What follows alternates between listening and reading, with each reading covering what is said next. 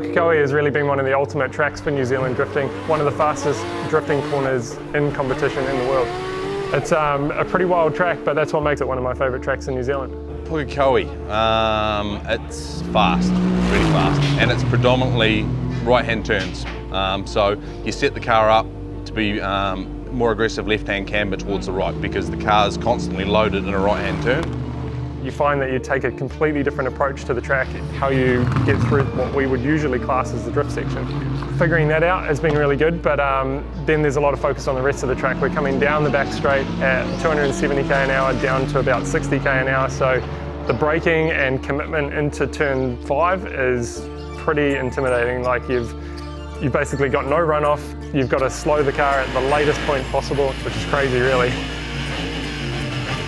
Here we're watching for the floor coming in contact with the ground, so every session we'll mark the floor, make sure we're not rubbing through too much of the carbon floor to make sure that the thing's going to last the distance. Trying to seesaw between not touching and having the most amount of downforce we can. Coming up around turn 8 is basically blind, so you're coming over the hill and you've got to go to full throttle before you can see your exit point. The bumpiness of the track and everything just adds to basically risk versus reward. So there's a lot of time to be gained, but it's extremely risky and no room for error. There's a lot that goes on behind the scenes with these things. It's a very big team effort. You can't do this without everybody else in the team. And it's days like this where we come in, the car runs fine, the drivers hop out with a smile on their face going, this thing's fucking amazing. That makes all the long hours and all the time we spend getting them ready for these guys all worth it. One thing for me is going fast. I love going fast, so a track like this is the ultimate. Another wee bit of incentive for us is we've got some kids from Starship coming to watch us race tomorrow, so definitely want to get a good result for those guys. It's good to be part of a team where you're not just doing it for the owner, there's actually a cause behind it. So here's hoping, with a bit of luck and a bit of talent, we'll get a good result for them tomorrow.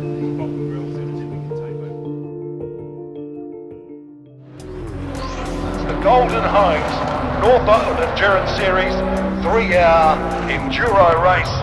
Back in Pukekohe, give it some more, foot to the floor. Quickest in practice, quickest in qualifying by a second. First pole position of the year. The car felt amazing. Start was not ideal, but was still good.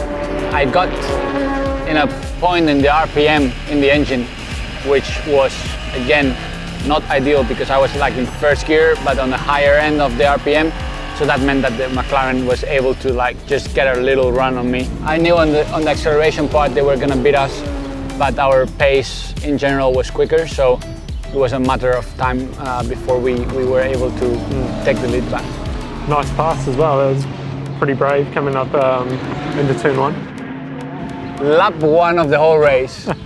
I arrived to the braking zone and the car is not braking and there's lights everywhere and I'm like, what is going on? The ABS isn't working. The ABS is not working well. I'm like, oh my God, here we go. That's when I thought, oh yeah, it was too good to be true. We decided not to change tires in that first pit stop, just go for fuel only, which meant that the tire management changed a lot from that point on. I had to take care of the rear left tire quite a lot more. So in comes number 52, the race leader into the pits. The Harder Racing Aston Martin, beautiful GT3. Darren Kelly is behind the wheel, can he bring it home? There was some misunderstanding just on the racetrack. If there's a safety car, you are one lap down, my friend. Game over. And they were on a different strategy. There was nothing to complain about, but I was definitely frustrated. Once you get confident with turn 1, that is so much fun. Like, barely touching the brake on entry and just getting more and more throttle as you come through turn 1. Speed through it. Yeah. So much fun. So different to what I'm used to coming in. Oh yeah. But I awesome. Bet. You feel like everything is going so nicely that it makes you feel like, is it too good to be true, right? Last 30 minutes, it's come to a halt on the back straight. Can you believe it? I came out of turn 4, that's when it shifted, got stuck between 2 gears and had no drive. So I was doing everything I could as a driver. There wasn't a button on the wheel that I probably didn't push. Talking to Stephen, trying to figure out anything, and definitely gave the steering wheel a couple good thumps to try to see if it was an electrical issue. All the hard work. Yeah, gone. Unfortunately, with something like this, it's not the driver's fault. It's not they haven't come in contact with another car.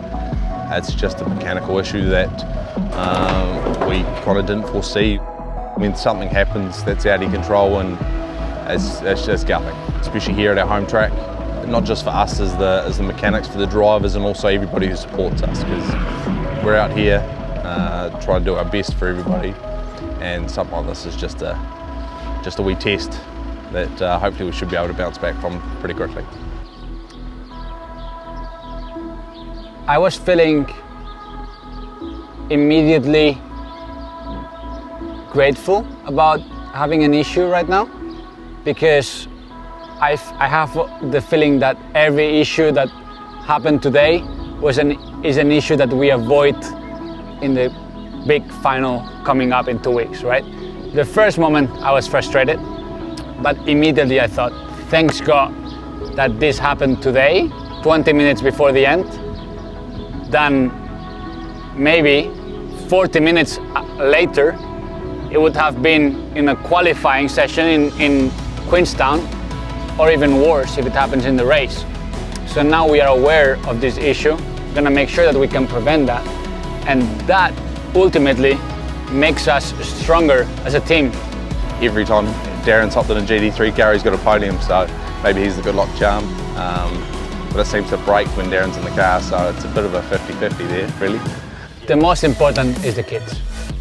So for us, even if it's a podium, even if it's a victory, it doesn't matter, because at the end of the day we come back and we see the kids, and that's what we feel most grateful about, and that's what makes all the difference. So it's not a bad day for sure when you are in a racetrack and when you are part of an organization like the Heart of Racing.